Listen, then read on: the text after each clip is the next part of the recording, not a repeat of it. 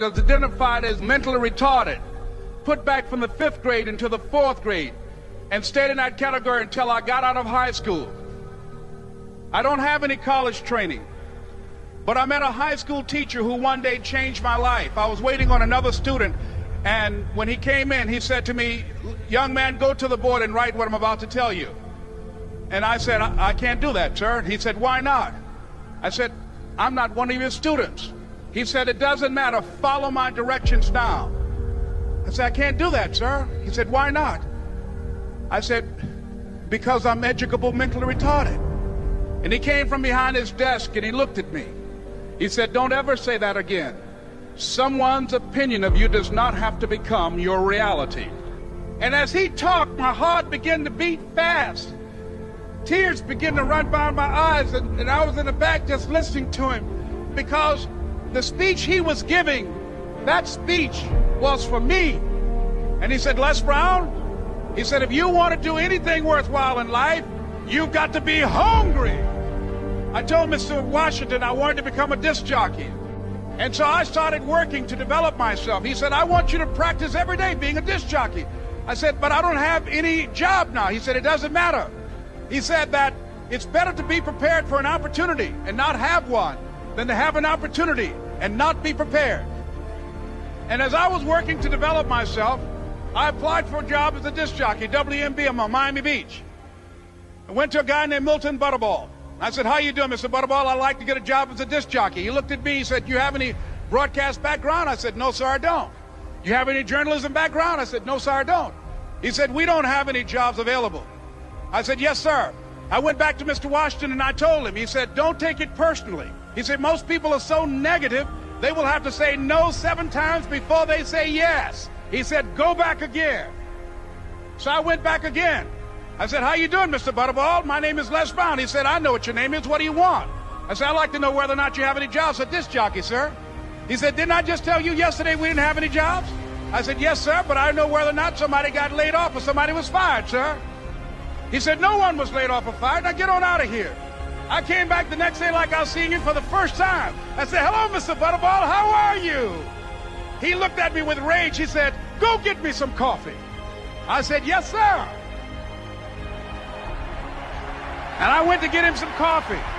After a while, I would get their lunch and dinner, and I would go in the control rooms and take the disc jockeys their food, and I would not leave until they would ask me to leave. One Saturday afternoon, while I was at the radio station, a guy named Rock was drinking while he was on the air. I was the only one there, looking at him through the control room windows, walking back and forth, young, ready, and hungry. Pretty soon the phone rang, and it was the general manager. And I answered the phone. I said, "Hello?" He said, "Les, this is Mr. Klein." I said, "I know." He said, "Rock can't finish his program." I said, "I know." He said, "Would you call one of the other DJs in?" I said, "Yes, sir." I hung the phone up. I said, "Now he must think I'm crazy." I called my mom and my girlfriend, Cassandra. I said, "Y'all turn up the radio and come out on the front porch. I'm about to come on the air." I waited for about 20 minutes, and I called him back. I said, "Mr. Klein, I can't find nobody." He said, "Young boy, do you know how to work the controls?" I said, "Yes, sir." He said, "Go in there and don't say nothing here." I said, "Yes, sir." I couldn't wait to get behind those controls. I put on an old Stevie Wonder record called Fingertips. I sat down behind that turntable. I said, "Look out, this is me, LB Triple P, Les Brown, your platter playing papa. There were none before me, and there will be none after me. Therefore, that makes me the one and only. Young and single and love to mingle, certified, bona fide, indubitably qualified to bring you satisfaction, a whole lot of action. Look out, baby, I'm your love man." I was hungry. I was hungry. You got to be hungry. Begin to know that you have greatness within you. And if just one of you here begin to envision yourselves as being blessed and highly favored to reach your goals, if just one of you capture the essence of what that means, that you have greatness within you and a responsibility to manifest that greatness, that you can make your parents proud, you can make your school proud, you can touch millions of people's lives And the world will never be the same again because you came this way. It was hard, ladies and gentlemen, coming to speak to people. And I was facing financial difficulties in my own life. I was behind on my bills and my dreams, and I'm saying to them, you can live your dream. It was hard, ladies and gentlemen. It was very difficult to pick myself up each day believing that I could do it. There were times that I doubted myself. I used to ask myself, can I do this? And something said within me, you're the one. Don't give up on your dream.